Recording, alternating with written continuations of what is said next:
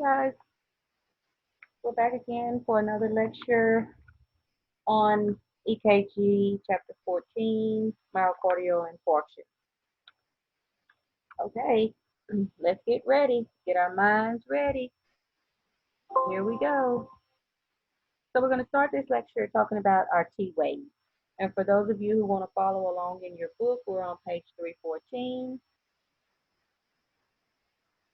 Okay, T waves. Normal T waves should be rounded and upright in all leads except AVR and V1.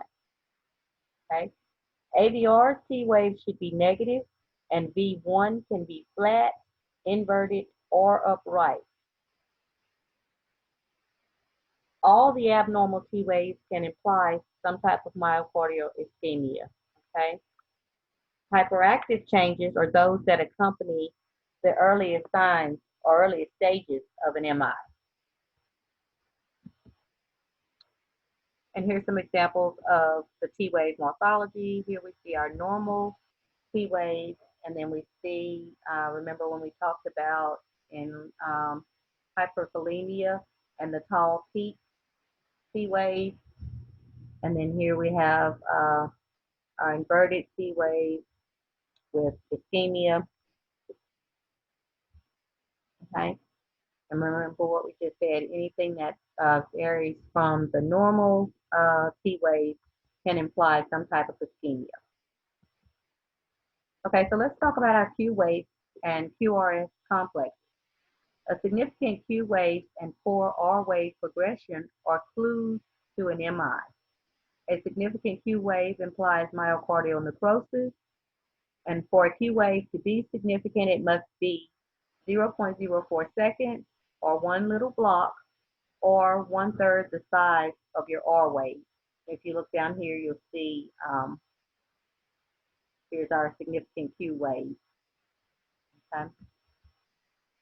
And we see it extending that one block. Okay, here's a view of our normal Q wave versus the significant Q wave with an MI. Okay, and in your text, you can see an illustration of that on page 315. So let's watch this one as it writes that Q wave in lead 1.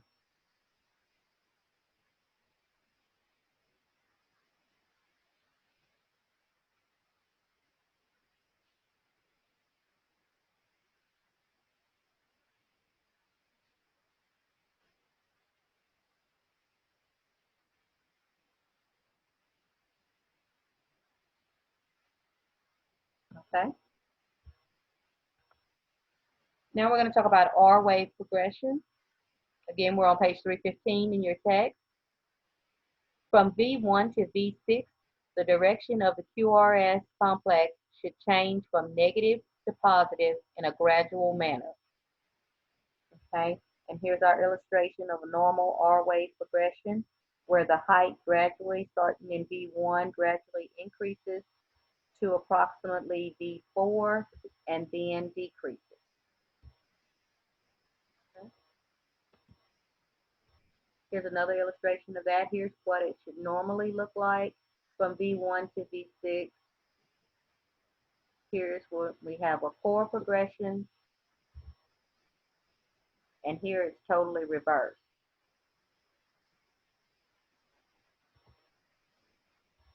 So our R wave progression in your precordial leads, the transition zone is where R equals S, and here we see that in V4. And what you're looking for is see your R wave and your S is by the same height.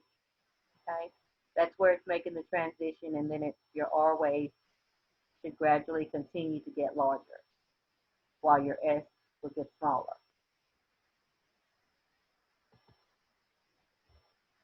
Okay, just another illustration of that, where it's the transition, and we see here our arrow pointing. The transition zone is normally, it should be between V3 and V4. Okay. So let's talk about when the rotation is opposite or in different leads. So here we see in V3 and V4, there's no rotation.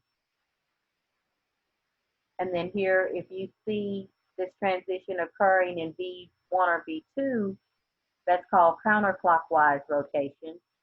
And if it occurs in V5 or V6, it's clockwise rotation. Okay? And again, we're still on page 315 in your text if you want to read up more on that. Okay, now through this slide in to let y'all see some of the areas in the arteries where people generally have the heart blockage, or you might have heard the doctor say or somebody explain their situation to you, and they might say they had 100% blockage or 50% blockage or 80% blockage, and here we see up here somebody who's had 20 to 40% blockage. Okay. And that's just an image for you guys of what that looks like. Okay, so here on this slide, it's showing us the gradual progression of plaque buildup until you get that blocked artery. Okay, here we see what it normally should look like. There's no plaque there, and then the plaque starts to gradually build up until you almost have a complete blockage right here. Okay, so we know one of our earliest reliable signs of myocardial infarction is the ST elevation. Okay, and we see that here.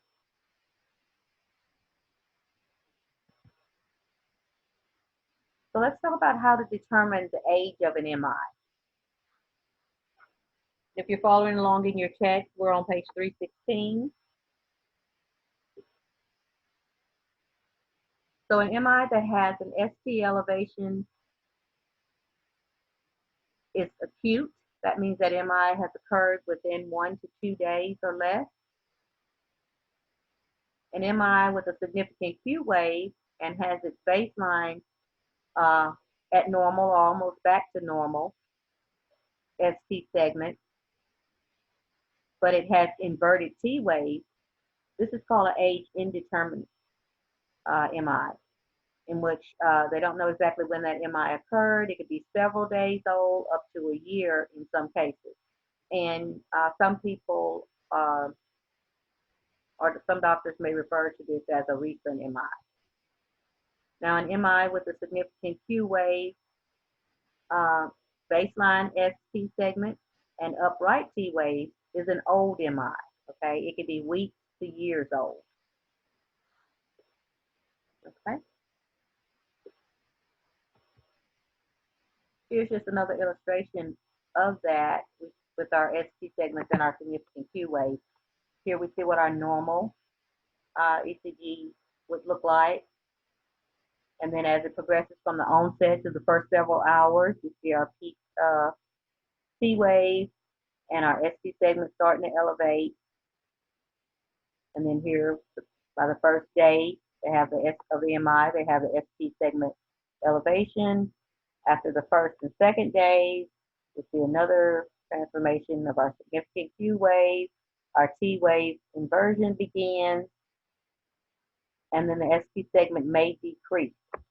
Now, after 2 to 3 days, we see now that there's no R wave left, okay? And we have the marked Q wave, or the significant Q wave, and now there's deep T wave inversion. And here where we see our ST has almost gone, it's back to the baseline. Okay, now after several weeks, you see some of your R waves start to come back, but you still have that significant Q wave.